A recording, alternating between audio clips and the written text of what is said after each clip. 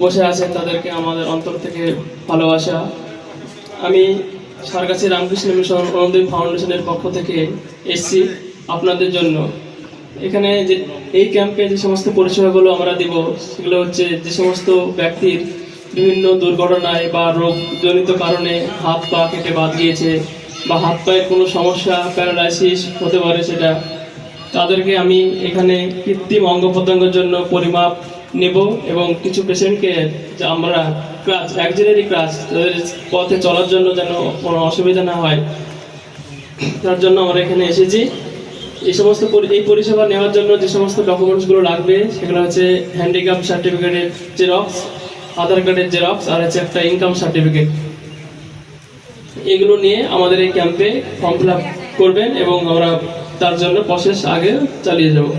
ধন্যবাদ।